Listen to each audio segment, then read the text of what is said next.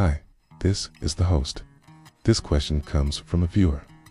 She asks, why do bad performers think they are great? As an example, consider the many terrible actors who believe they are brilliant because they got a few good reviews early in their career or one good role, and also those people who get lucky and have a hit with their first album or first book and then ride that wave of early success for decades. So, why do people like this think so highly of themselves? Let's look at a cognitive bias that might be to blame. It's called the Dunning-Kruger effect, and it can make you overestimate your intelligence or ability. Want to know more about how it works? Just keep watching. So why do people who are worse than average think they're better than average? And what does that have to do with the actor's ability or the quality of their performance? To answer this question, we need to introduce you to a cognitive bias that can affect anyone, including some of the most successful people in the world. Dunning-Kruger effect. The Dunning-Kruger effect is a cognitive bias in which people who are worse at something often overestimate how good they are. On the other hand, those who are really good at something tend to underestimate it.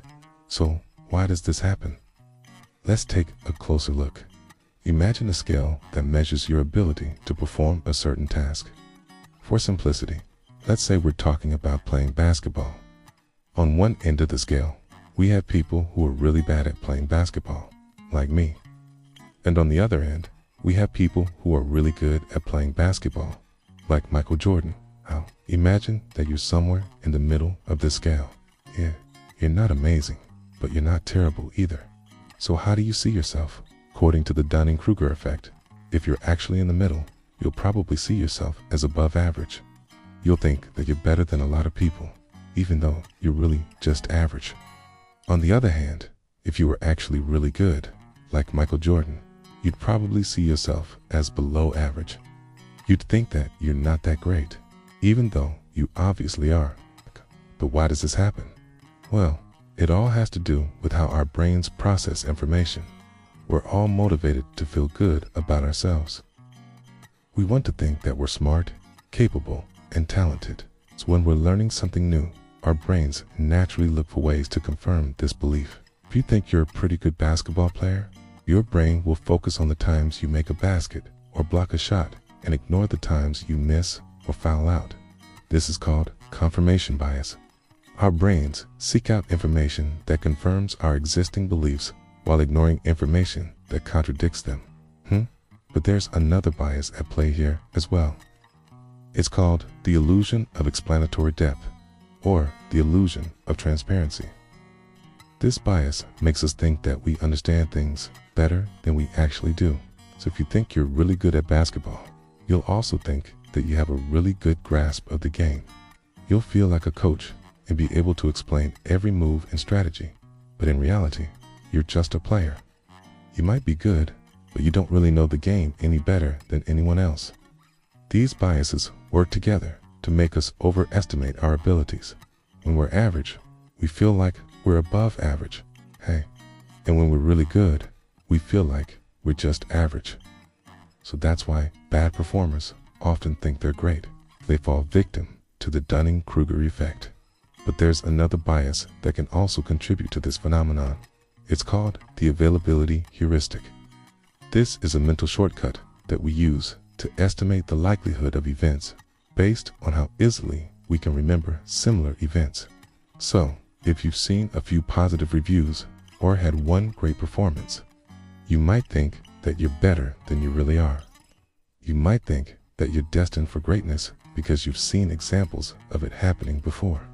But in reality, there are probably a lot more performers who are worse than you are than there are performers who are better than you are. But because you're only thinking about the people who have succeeded, you think you're better than average. Now, you might be wondering, if these biases make us overestimate our abilities, why don't we just try to avoid them? But unfortunately, it's not that easy. These biases are deeply ingrained in our brains, and they affect all of us. It's just part of how our brains work. In fact, there's a scale that was developed to measure the Dunning-Kruger effect. People who score high on the scale are more susceptible to this bias. But the problem is that these people are unlikely to ever take the test in the first place. That's because the test was designed for people who scored low on it. So if you think you're really smart, you're really not going to go out of your way to take a test that you're really probably going to fail. But there's another reason why people who are worse than average think they're better than average. It has to do with the way that feedback is perceived. When you're worse than average, feedback is likely to be negative. But people don't like negative feedback. In fact, it can be really painful to hear. That's why people who are worse than average tend to ignore it or even get angry about it. On the other hand, when you're better than average, you're likely to get positive feedback, and people love positive feedback. It feels good, so people who are better than average tend to bask in it. They'll brag to their friends and family and post about it on social media. This creates a vicious cycle. People who are worse than average don't get feedback, so they don't know that they're worse than average. And people who are better than average get lots of positive feedback, so they think they're even better than they actually are. So why do people who are worse than average think they're better than average? It's because of a number of cognitive biases that affect all of us. Confirmation bias, the illusion of explanatory depth, and the availability heuristic. These biases make us overestimate our abilities and make it hard to improve. But there is hope.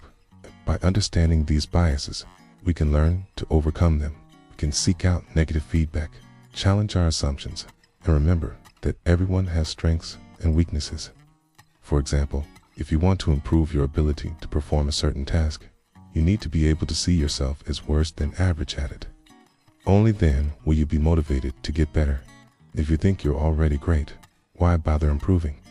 Similarly, if you want to understand something deeply, you need to be able to admit that you don't understand it completely.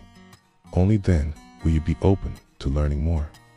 If you think you understand it all, why bother learning anything? It's not easy to do this. It takes a lot of self-awareness and discipline, but it's possible, and it's worth it, okay?